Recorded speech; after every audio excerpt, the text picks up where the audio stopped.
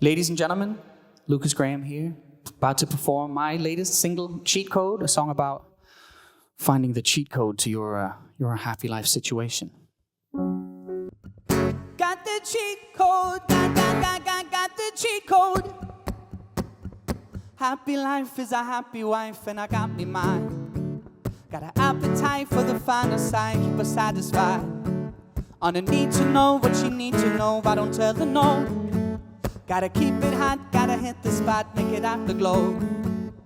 Leave her with a fever, kiss her like a stranger I've never met. That body pleasure, keep her interested. Oh, get her out of her head. Oh, gotta treat your girl special for the rest of her life. Step it up another level if you wanna survive. If you wanna know the secret, I'll save you some time. Got the cheat code, got the cheat code. Gotta love her like a lover, keep on blowing her mind. Gotta touch her like you're touching for the first time. If you wanna know the secret, I'll save you some time. Got the cheat code, got the cheat code. Happy house is a happy spouse, and she got a boy. Give him what he needs, maybe on her knees and be deployed. It's a goddess I'm getting up behind, body looking fine. Give her what she want, and it's when she want, put in overtime. I just wanna feel her, kiss her like a stranger I've never met. That body pleasure, keep her interested. Oh, get her out of her head. Oh, gotta treat your girl special for the rest of her life. Step it up another level if you wanna survive. If you wanna know the secret, I'll save you some time. Got the cheat code, got the cheat code. Gotta love her like a lover, keep on blowing her mind. Gotta touch her like you're touching for the first time. If you wanna know the secret, I'll save you some time. Got the cheat code, got the cheat code.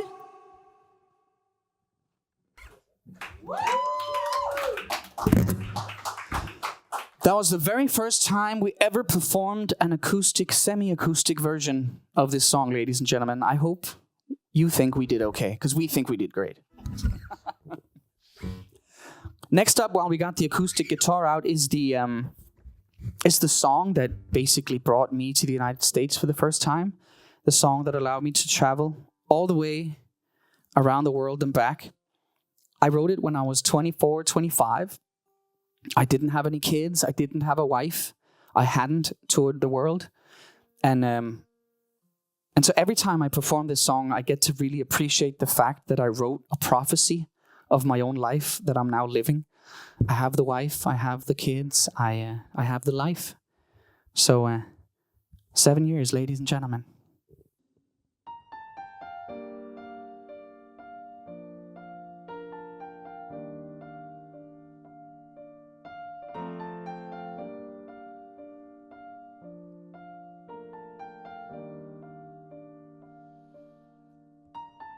Once I was 7 years old, my mama told me, go make yourself some friends or you'll be lonely. Once I was 7 years old.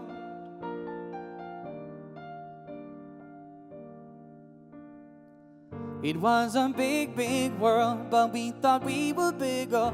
Pushing each other to the limits, we were learning quicker. By 11, smoking herb and drinking burning liquor. Never rich, so we were out to make that steady figure. Once I was 11 years old, my daddy told me, go get yourself a wife or you'll be lonely. Once I was 11 years old.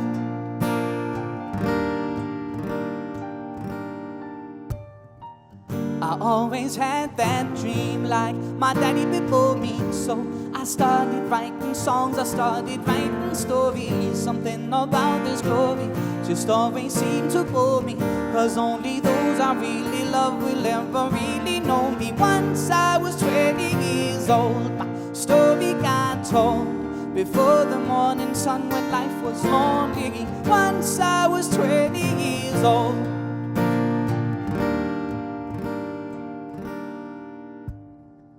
I only see my goals, I don't believe in failure, 'cause I know the smallest voices, they can make it major. I got my boys with me, at least those in favor. And if we don't meet before I leave, I hope I'll see you later. Once I was 20 years old, my story got told. I was writing about all the things I saw before me. Once I was 20 years old.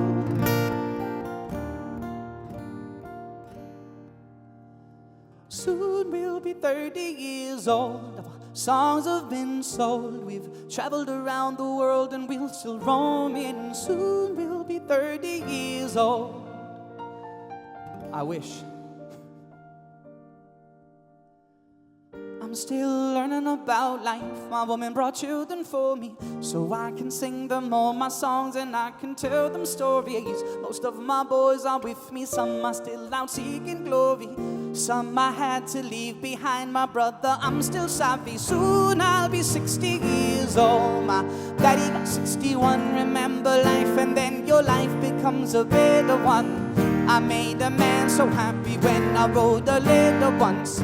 I hope my children come and visit once or twice a month. Soon I'll be 60 years old. Will I think the world is cold, or will I have a land of children who can bore me? Soon I'll be 60 years old.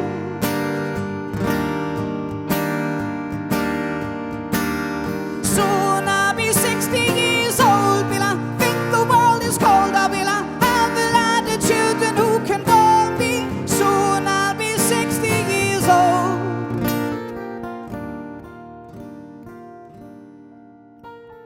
Once I was 7 years old. Mama told me, go make yourself some friends or you'll be lonely. Once I was 7 years old.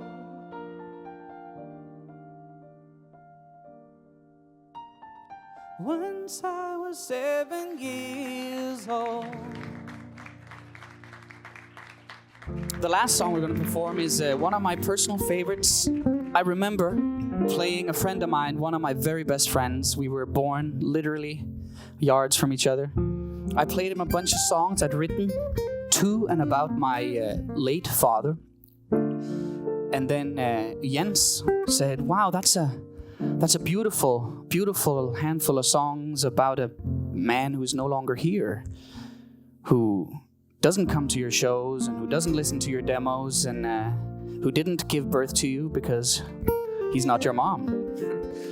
And I thought it was super ballsy for Jens to say that to me right after my dad died. But he was right. I had a mom who showed up to every gig, gave me all of the criticism that no one else dared give me.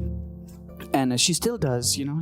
After our last show in San Francisco, she was at the show and she was like, that was a great concert, but were you able to hear yourself when you sang Love Someone there in the middle of the set? Or was there something wrong with your monitor? And I'll be like, thanks, Mom. That was the one mistake in the entire show. Thank you for pointing that out to me in front of everybody.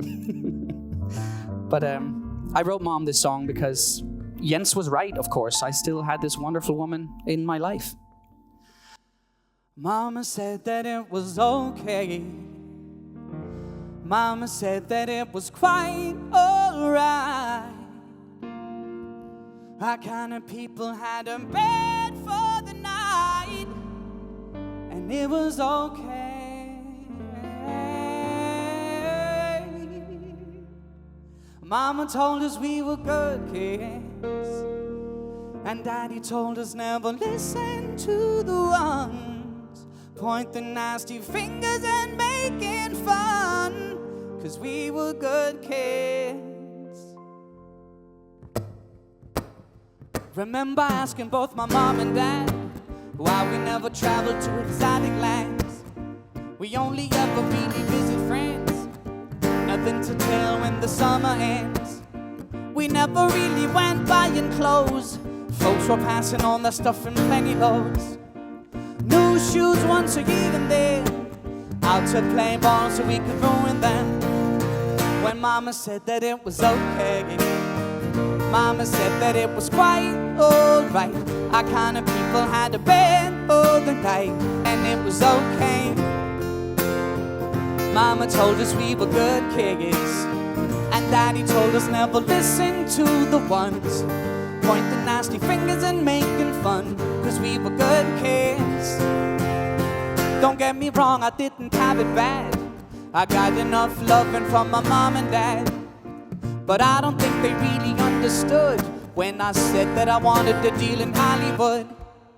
I told them I'd be singing on TV. The other kids were calling me a wannabe. The older kids, they started bugging me, but now you're all standing right in front of me, and thank you. When Mama said that it was okay, Mama said that it was quite alright. Our kind of people had a bed for the night, and it was okay. Mama told us we were good kids, and Daddy told us never listen to the ones pointing nasty fingers and making fun, 'cause we were good kids. I know which place I'm from, I know my home. When I'm in doubt and struggling, that's where I go.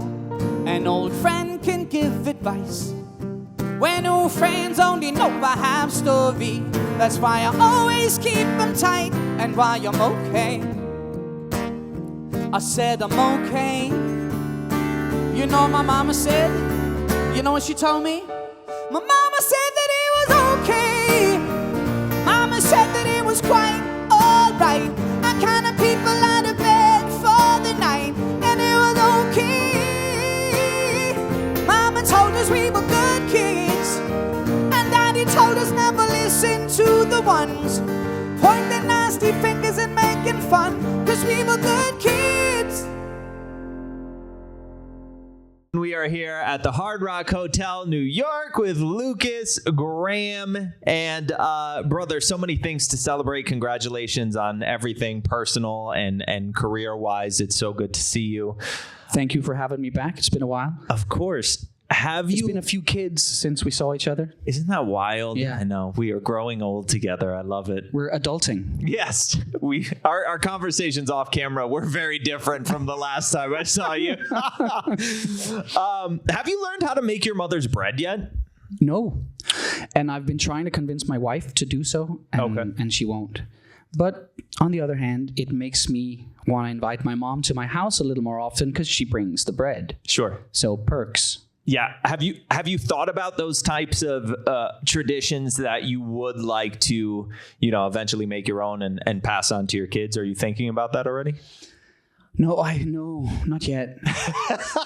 I mean, I've gotten past a few of the big ones, like riding a bike, swimming, and like saying hello to other people, like some of the social skills. But they kind of come a little naturally, though. Sure.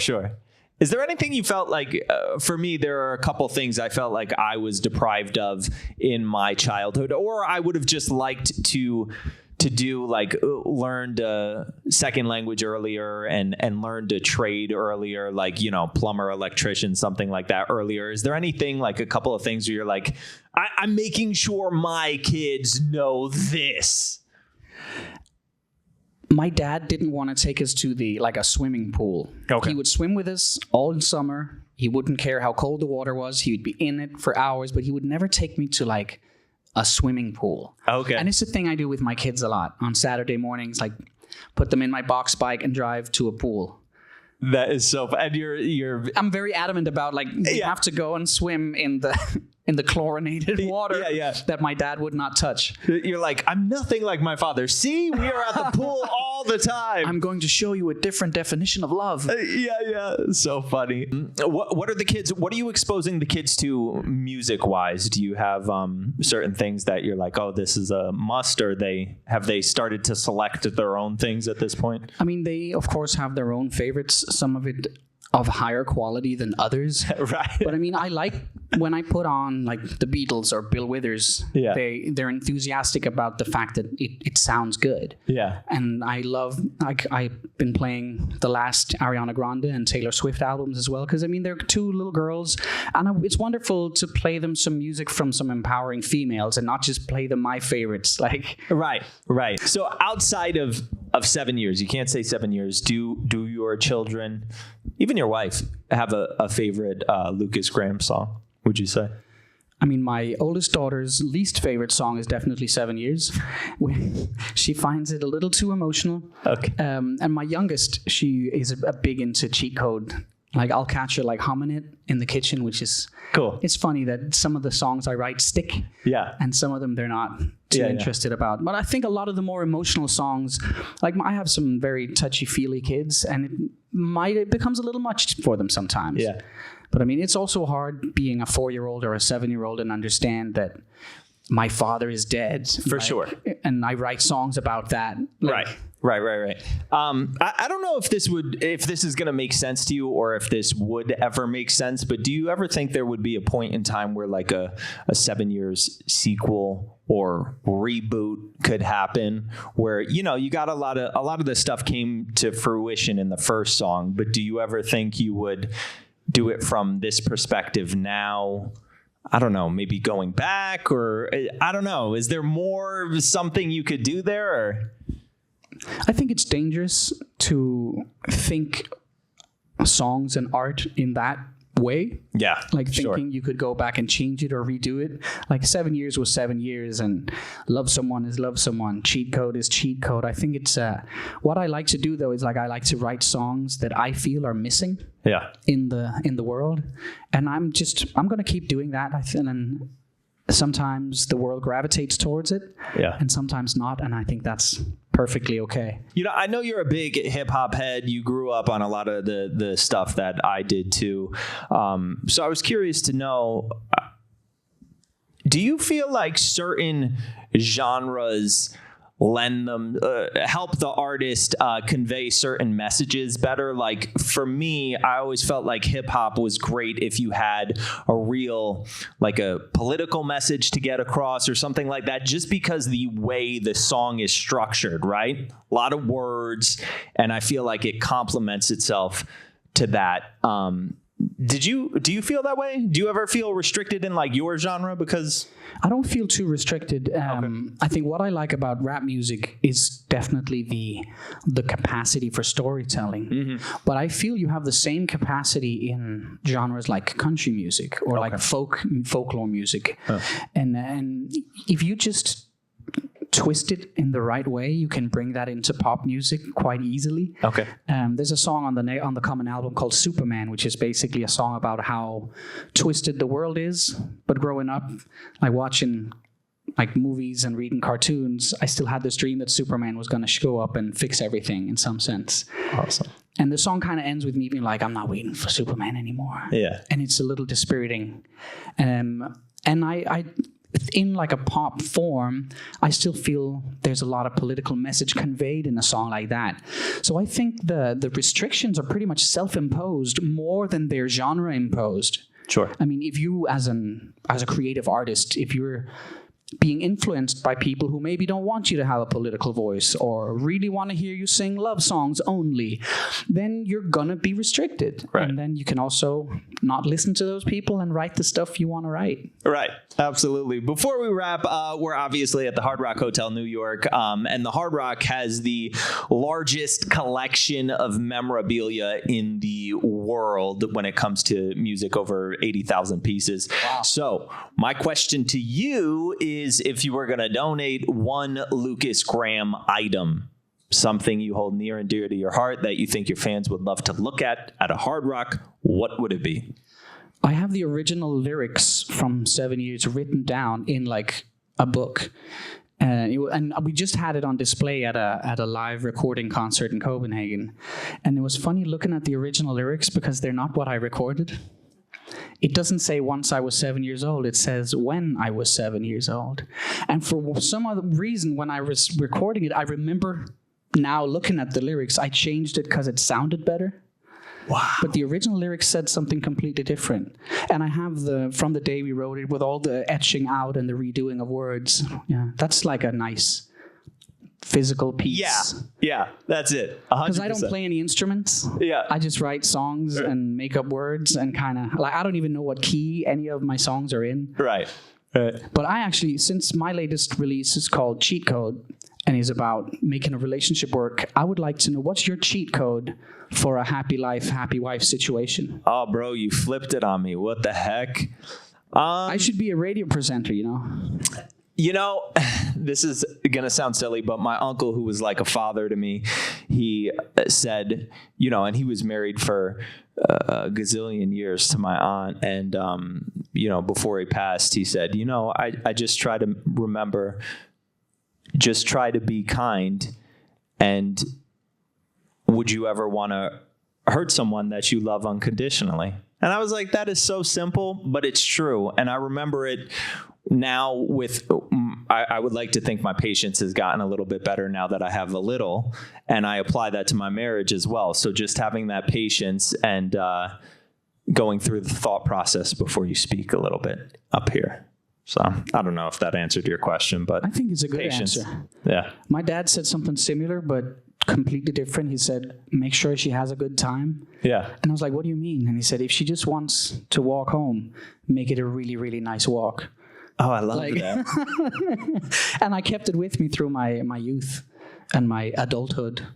Oh, I love it. And now it's all about my kids also, like, make sure they have a good time. Yeah. Like, because they're kids. They're going to be kids. They're going to be super annoying. Yeah. They're going to stress you out, Yeah. as you know. Yeah. It's not their fault that you're impatient. Sure. Yeah. You know what's challenging too, bro? Like when you're with a person and you have two very different love languages, right? So my wife, when like we're fighting and we fight very civil and everything, no low blows, but she always needs a moment to sit with things. And I want to solve the problem immediately. And she's like, get out my face because I need a moment. And I'm like, no, but tell me, I can't go on another minute unless we resolve this right now. So learning how to deal with that, right? Two very different ways of attacking an argument, you know? I mean, and maybe there isn't anything to fix. There isn't anything that's broken. Yeah. It's just two opinions that don't necessarily meet. Like, my wife will think me too calm in an argument. Yeah. And then I'll say, well, we can't both be yelling. Yeah, right. It's like, sure. one of us at least has to listen. Yin and like, yang. for this to work. Like, 100%. And I'm super stubborn, man. We've been married 10 years. I'm like, you know, I'm like, this is it. I'm so stubborn. So it doesn't even matter. I think that's a good, and the last good, they're stubborn enough to stay. Exactly. You know what? Stubborn enough to fight, like, you know, just fight for it, you know? My friend Jonathan, the only boss I ever had, I used to work at his bar when I was studying in college. He said, the trick is to both not want to leave at the same time. If only one of you wants to leave, that can be sorted out. If both of you want to leave, then you have issues. That's like one of the knitted sewn things. We need to get that hanging above the sink You know or the something. tandem bicycles, right? There's always Yes. one in the front really pedaling up the hill and someone in the back being like, can I get a cappuccino over here? And then sometimes it switches. Yeah. We're going to start a relationship podcast. Lukas Graham, I love you. Great to see you, brother. Congratulations. Thanks for having us back. Of course.